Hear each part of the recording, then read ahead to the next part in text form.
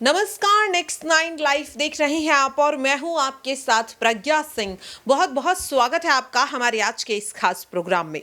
Programme की शुरुआत करेंगे और बात करेंगे ड्रामा क्वीन के नाम से जानी जाने वाली एक्ट्रेस राखी सावंत की। यूं तो राखी सावंत की पूरी जिंदगी ही अपने आप में एक कंट्रोवर्सी है। राखी ने जब से फिल्म इंडस्ट्री में कदम रखा है, हर दिन राखी को लेकर आए दिन कोई नई कंट्रोवर्सी आती है। राखी सावंत का स्टेटमेंट हो, उनका बोल्ड लुक हो या फिर उनकी कही बातें हो, उनके इंटरव्यूज हो, हर एक बात कहीं ना कहीं अपने आप में एक नई कंट्रोवर्सी खड़ी कर देती है। लेकिन इस वक्त अगर बात करें तो राखी सावंत अपनी शादीशुदा जिंदगी को लेकर काफी ज्यादा सुर्खियों में बनी हुई है। जिस तरह से राखी सावंत ने अपनी शादी को लेकर के कई शॉकिंग बातें फैंस के सामने रखी है, मीडिया के सामने रखी है, ऐसे में वो फैंस काफी ज्यादा हैरान है कि वो राखी जो कभी किसी का एक गलत अल्फाज अपने लिए बर्दाश्त नहीं करती, आखिरकार वो अपने हस्बैंड आदिल दुर्रानी के इतने टॉर्चर्स को इतने महीनों से क्यों झेल रही थी। राखी के बयान पर अगर ध्यान दे तो बीते 9 महीनों से आदिल दुर्रानी राखी सावंत को बुरी तरह से टॉर्चर कर रहे थे, हर तरह से टॉर्चर कर रहे थे, यानी कि मेंटली, फिजिकली, इमोशनली और फाइनेंशियली भी। राखी सावंत ने अपने पति आदिल दुर्रानी के खिलाफ मारपीट, धोखाधड़ी, एक्स्ट्रा मैरिटल अफेयर जैसे कई संगीन आरोपों में केस दर्ज कराया है। इस वक्त आदिल दुर्रानी मैसूर पुलिस के रिमांड में है। पुलिस लगातार पूछताछ कर रही है, तो वहीं राखी सावंत भी पीछे हटती हुई नहीं दिखाई दे रही हैं। पहले Oshiwara court, Oshiwara police station और फिर उसके बाद मैसूर पुलिस। जी हां, मैसूर तक पहुंचने वाली राखी सावंत आखिरकार अचानक से क्यों अपने लिए अब इंसाफ नहीं मांग रही हैं? क्यों राखी सावंत अब एक बार फिर से दुबई का टूर करती हुई दिखाई दे रही हैं, एक्सक्लूसिव इंटरव्यूज देती हुई दिखाई दे रही हैं, म्यूजिक वीडियोज लॉन्च कर रही हैं, फिल्म्स की शूटिंग कर रही हैं। एक बार फिर से राखी सावंत कंट्रोवर्सीज का हिस्सा बनती हुई नजर आ रही कि वो राखी जो अब तक मीडिया के सामने, फैंस के सामने रोती बिलखती नजर आ रही थी, एक दूसरे को पाई पाई का मोहताज बताती हुई नजर आ रही थी। आखिरकार उस राखी के पास अचानक से इतना पैसा फिर से कैसे आ गया कि वो दुबई की टूर प्लान कर रही है, म्यूजिक वीडियो शूट कर रही है, खुद की फिल्म डायरेक्ट करने वाली है जिसमें वो खुद एज अ फीमेल लीड भी नजर आएंगी। जी हाँ, राखी सावंत के भाई राकेश सावंत राखी की अपकमिंग फिल्म को प्रोड्यूस कर रही हैं और इस फिल्म को शायद राखी सावंत डायरेक्ट कर सकती हैं। इस फिल्म में पहली बार राखी सावंत फीमेल लीड के किरदार में नजर आएंगी। फिल्म का पोस्टर लॉन्च किया जा चुका है और भी कई बातें यहां पर सामने आई हैं। लेकिन यहां पर अगर मैं बात करूं जिस तरह से और भी कई चीजें सामने आई तो जो काफी ज्यादा शॉकिंग है। अगर बात करें जिस तरह से देखने को मिल रहा है कि राखी सावंत लगातार अपने पति आदिल दुर्रानी को लेकर शॉकिंग खुलासे करती हुई नजर ही आ रही है और अब जिस तरह से वो दुबई टूर करती हुई नजर आ रही है, ऐसे में फैंस काफी ज्यादा हैरान है कि अब तक जो खुलासे कर रही थी राखी, जो कुछ भी वो बयानबाजी कर रही थी, जो रोती बिलखती, जो इमोशनली राखी सामने आ रही थी मीडिया के, क्या वो सब कुछ सिर्फ और सिर्फ एक पब्लिसिटी स्टंट था? पब्लिसिटी मिल गई, प्रोजेक्ट्स आने लगे तो राखी सब कुछ भूल गई, लगातार ये कहा जा रहा है। लेकिन अब आखिरकार इस पर चुप्पी तोड़ते हुए राखी सावंत ने अपना पक्ष मीडिया के सामने एक बार फिर से रख दिया है। क्या कुछ कहा है एक्ट्रेस राखी सावंत ने, आप भी जरा सुनिए। Hi everyone, how are you? कैसे हैं सब लोग? Good morning everyone. इतने टाइम के बाद आज मैं शूटिंग पे जा रही हूँ। I'm not well, तबीयत मेरी ठीक नहीं है, बट काम तो करना पड़ेगा ना। शो मस्ट गो ऑन, जिंदगी में कुछ भी हो।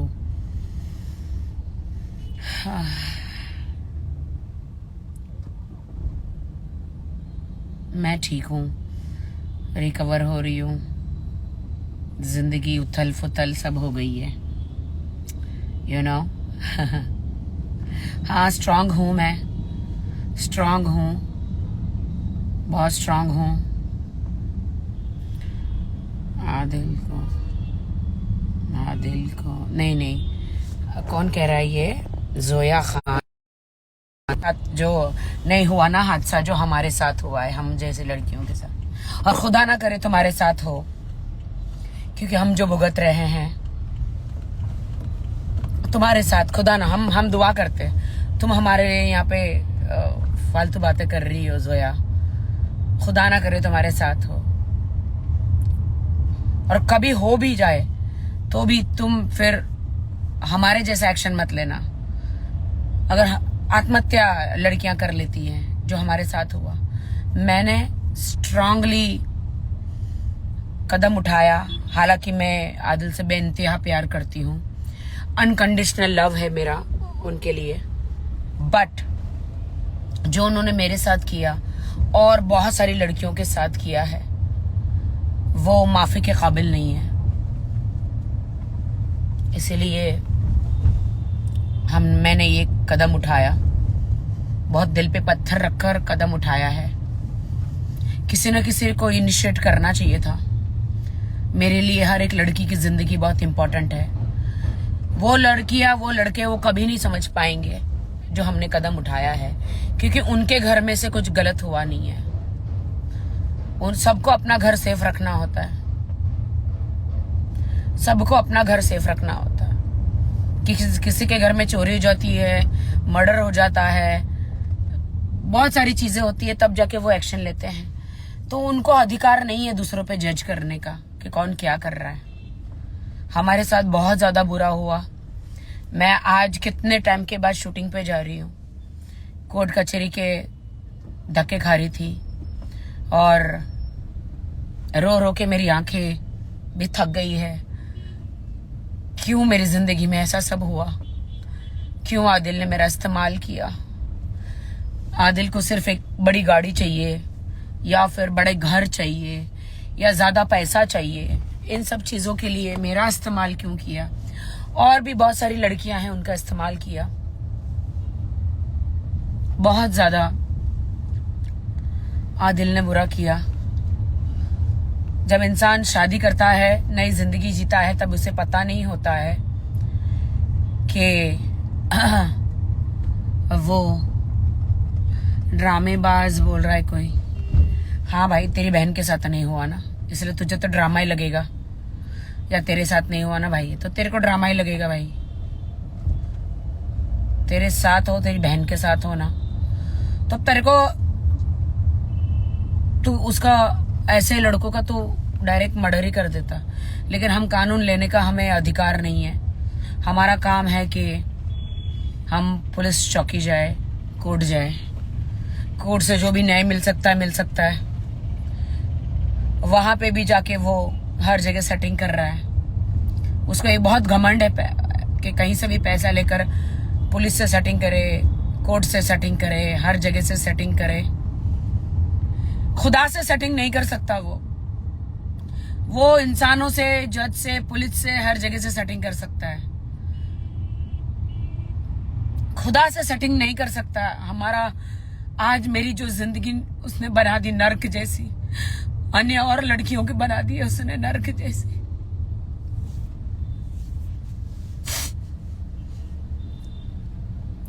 उठ रही हूं मैं, कोशिश कर रही हूं जीवन में फिर से उठने की। मैं स्ट्रांग हूं। हर वक्त मेरा खुदा कहता है तू स्ट्रांग है, उठ जा, चल उठ, फिर से काम कर। तकलीफें आएगी जाएगी,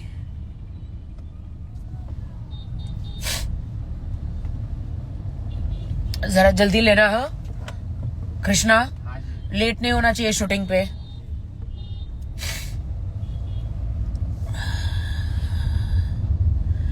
उठ रहे हैं, जी रहे हैं। Shame on those people.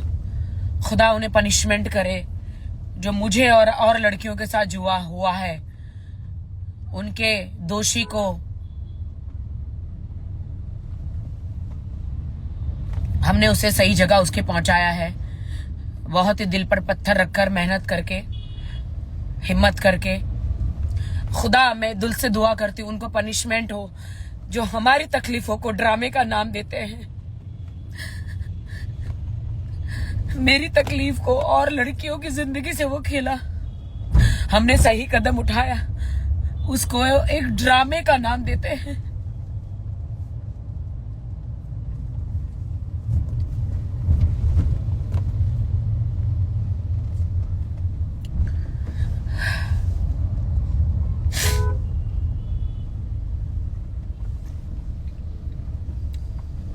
बहुत आज शूटिंग पे जा रही हूँ, मेरा गाना है, गाने की शूट है। बट आई रिमेम्बर इसी कंपनी का पहली बार गाना मैंने दिया था आदिल को, तू मेरे दिल में रहने के लायक नहीं। किसे क्या पता था कि वो गाना सच हो जाएगा। आज मैं एक बहुत अच्छा गाना शूट करने जा रही हूँ जो मेरी जिंदगी पर बेस है। काफी शूटिंग का ऑफर है मुझे, लेकिन शूटिंग पे ध्यान ही नहीं दे रही हूं मैं। कोर्ट कचहरी यहां वहां भाग रही हूं। मैंने भी एक अच्छी जिंदगी सोची थी, शादीशुदा, बच्चे, life.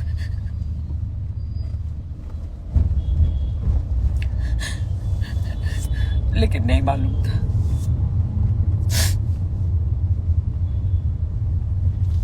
Shame on those girls जो हमारी तकलीफ को ड्रामा कहते हैं। शेम ऑन दोज मैन्स जो औरत को इतनी तकलीफ देते। मैं आपको सच कहती हूँ, खुदा की कसम, मैंने आदिल को 8 महीने की शादी में कम से कम 60-70% माफ किया, आगे बढ़ी। लेकिन जब 100% हो गया तो माफ नहीं कर पाई।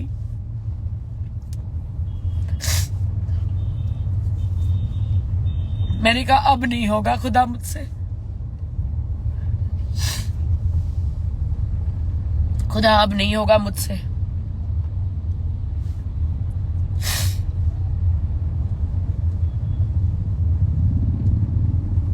और हमारी तरफ से कभी कुछ नहीं होता, खुदा की तरफ से ही होता है। जब बहुत ज्यादा पापों का घड़ा भर जाता है तभी मैं सोचूं कि मुझे क्यों इस्तेमाल किया गया, क्यों आदिल ने इतनी लड़कियों की जिंदगी खराब करी, और मैं ही क्यों उसकी जिंदगी में आई, शादी हुई मेरी। शायद यही दिन लिखा था। लास्ट रमजान को हम लोग मिले थे, अब रमजान आने वाला है।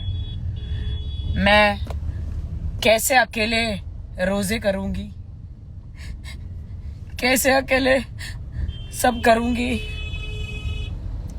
आदिल के साथ हमारा वादा था, उन्होंने वादा किया था कि साथ में रोजे करेंगे, उमरा जाएंगे, सब करेंगे। लेकिन मैं नहीं चाहती आदिल को रियाई मिले। आदिल, मैं चाहती हूँ खुदा, अगर तू है, हर वक्त है, हर जगह, उसे कर्मों की सजा जरूर मिले। हाँ, उसका घमंड टूटे। अमीर बनने की जो इच्छा है, लड़कियों को, आदमियों को फंसा के, सबके चेक बाउंस करके, ज्यादा पैसे कमा के, लोगों को लूट के, जूस में ऐसे पदार्थ मिला के लड़के औरतों को, बड़ी उम्र की औरतों को, लड़कियों को ऐसे पिला के बेहोश करके उनके वीडियोस बना के, वो जो उन्होंने किया है बहुत गलत है। उनकी जिंदगियों से खेले हैं। लेकिन मेरा इस्तेमाल हुआ इसमें, इसलिए मैं दुखी हूं। मेरे से शादी करके मैं तो एक अच्छा घर बसाना चाह रही थी, अपना संसार, लेकिन मेरा इस्तेमाल हुआ इसमें। चलो ठीक है, मेरा ही सही। शायद कोई और लड़की ये कर नहीं पाती, शर्म के मारे घर में बैठी रहती, या उसको वो ब्लैकमेल करता रहता। मैं डरी नहीं, मैं बाहर आई। मैं डरी नहीं, मैं बाहर आई, सामना किया। मारने की धमकी दी उसने मुझे, ट्रक से कुचलने की धमकी दी, दुनिया से उठा देने की, जिंदगी बर्बाद करने की, तलाक देने की, सारी धमकियां वो दे चुका मुझे। डरी नहीं मैंने सामना किया। आज लाइव इसलिए आई हूं मैं आप सबके सामने कि बहुत ही ज्यादा इमोशनल दिन रात हो रही हूं मैं, क्योंकि मेरा सब कुछ लूट गया। एक आदमी को पनिशमेंट दिया, कोर्ट तक लेकर गई हूं। मैंने कदम उठाया तो और भी लड़कियों ने कदम उठाया है। इसका असली चेहरा लाना था वरना मुझे जिंदगी भर रिग्रेट होता कि मैं हमेशा हर वुमेन्स सच्चाई के लिए लड़ती हूँ, चाहे आदमी हो या औरत। तो मैंने अपने पति को क्यों छोड़ दिया? अपना घर हर कोई बचाना चाहता है, दूसरों की लड़ाइयां लड़ना चाहता है। शुरुआत तो अपने घर से ही करनी चाहिए।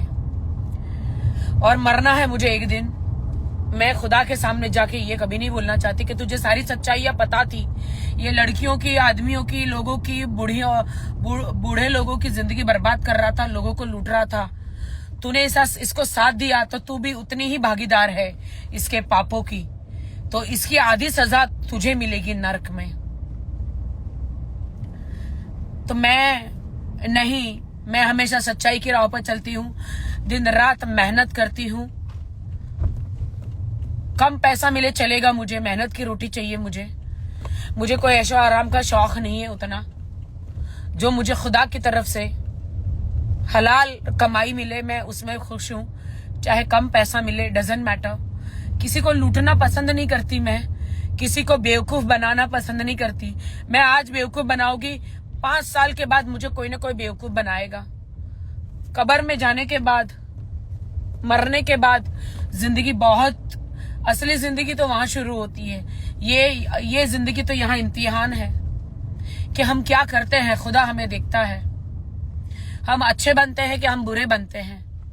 ये हमारा इम्तिहान तो ये जिंदगी में होता है पृथ्वी पर।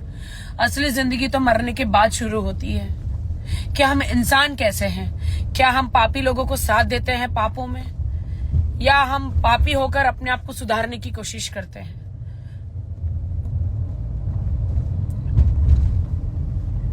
बस मेरी तो यही छोटी जिंदगी है।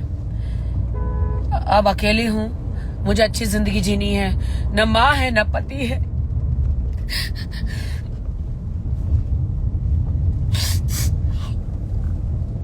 सॉरी, शूटिंग पे जा रही हूँ, सूझा हुआ चेहरा वहां पे नहीं चाहिए। लेकिन जीना है। देखते हैं आदिल सुधर के बाहर आते हैं कि नहीं। मैं सच आपसे वादा करती हूँ, अगर सुधर के बाहर आते हैं, अपना घमंड निकालते हैं, कोर्ट में लिख के देते हैं। दूसरी लड़कियों के लिए आपने एक लॉयल बीवी को, निकाह की बीवी को छोड़ा, मुझ पर हाथ उठाया, मुझे छोड़ दीजिए। मैं वो सारी चीजें नहीं रिपीट करना चाह रही। रो रो के तो मेरे दिन रात बुरे हाल है। किसके पास जाऊं, किसको कहूं? खुदा देखता है।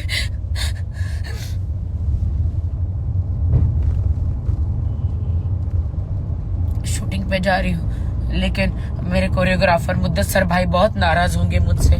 ये क्या सुझा हुआ चेहरा लेकर आई है करके, क्योंकि सुझा हुआ चेहरा स्क्रीन पे अच्छा नहीं दिखेगा गाने में।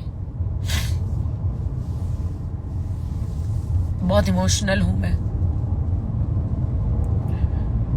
आदिल को बहुत प्यार किया मैंने, दिल से प्यार किया, दिल से। एक लड़की जब घर बसाती है ना, बहुत लॉयल होके बसती है। लेकिन मैं बहुत ही लॉयल रही, खुदा की कसम, मेरी माँ की, मरी हुई माँ की कसम, बहुत ही लॉयल रही मैं, बहुत ही लॉयल।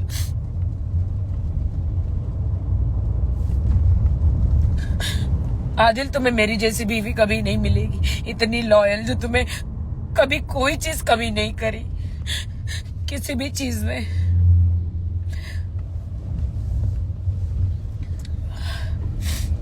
चलिए दोस्तों, मेरा वक्त हो गया है, शूटिंग पे आ गया है मेरा लोकेशन, मैं पहुंचने वाली हूँ और मैं और ज्यादा नहीं रोना चाह रही हूँ। चलो bye, see you everyone, pray for me, pray for me. तो देखा आपने, हमेशा से ही देखा गया कि राखी को लेकर जब भी किसी भी तरह की कंट्रोवर्सी होती है तो एक्ट्रेस कभी भी उसे क्लियर नहीं करती।